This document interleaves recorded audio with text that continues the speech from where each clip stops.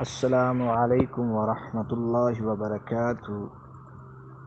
بسم اللہ الرحمن الرحیم۔ آج ہم انشاءاللہ کمانڈ نمبر 5 کو سورہ بنی اسرائیل آیت نمبر 32 کے لحاظ سے ڈسکس کریں گے۔ بسم اللہ الرحمن الرحیم۔ ولا تقربوا الزنا انہ کان فاحشہ۔ اللہ تبارک و تعالی ارشاد فرماتا ہے، اور تم زنا یعنی بدکاری کے قریب بھی مت جانا۔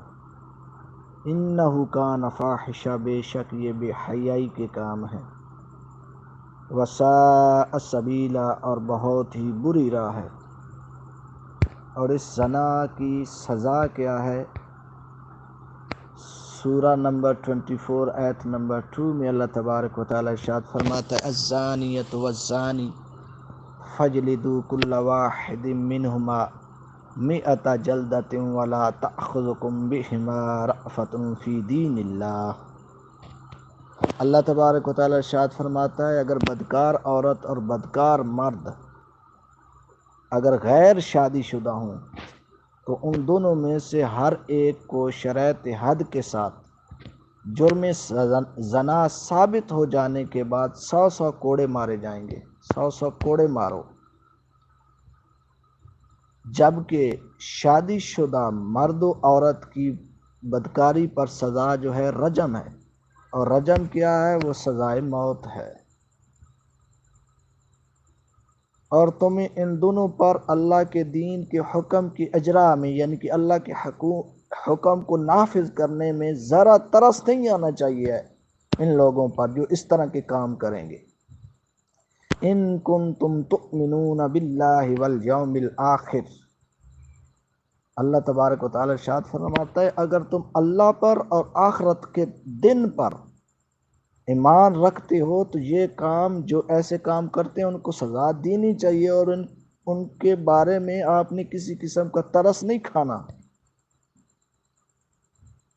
وَلْيَشْهَدْ عَذَابَهُمَا طَائِفَةٌ مِّنَ الْمُؤْمِنِينَ، اور چاہیے کہ ان دونوں کی سزا کے موقع پر مسلمان کی ایک اچھی خاصی جماعت موجود ہو، نشان عبرت بنانے کے لیے وہاں لوگوں کو اکٹھا کیا جائے اور پھر ان کو سزا دی جائے۔ سورہ نمبر 24 آیت نمبر 30 میں اللہ تبارک تعالی ارشاد فرماتا ہے، قُل لِّلْمُؤْمِنِينَ يَغُضُّوا مِنْ أَبْصَارِهِمْ وَيَحْفَظُوا فُرُوجَهُمْ، آپ مومن مردوں سے فرما دیں کہ وہ اپنی نگاہیں نیچی رکھا کریں۔ اللہ تبارک و تعالی سب سے پہلے مردوں کو کہہ رہا ہے کہ آپ نے عورتوں سے پردہ کرنا ہے۔ کیسے؟ جب بھی آپ ان کو دیکھیں تو اپنی نگاہیں نیچی رکھیں۔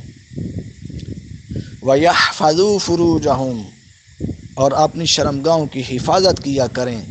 ذَلِكَ أَزْكَىٰ لَهُمْ، یہ ان کے لیے بڑی پاکیزہ بات ہے۔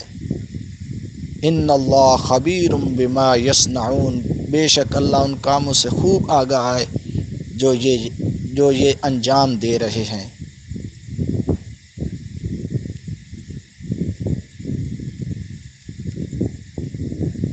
اللہ تبارک و تعالیٰ سے دعا کرنی چاہیے کہ اللہ تعالیٰ ایسے برے کاموں اور اتنے بڑے کبیح فعل سے ہم سب مسلمانوں کو محفوظ رکھے۔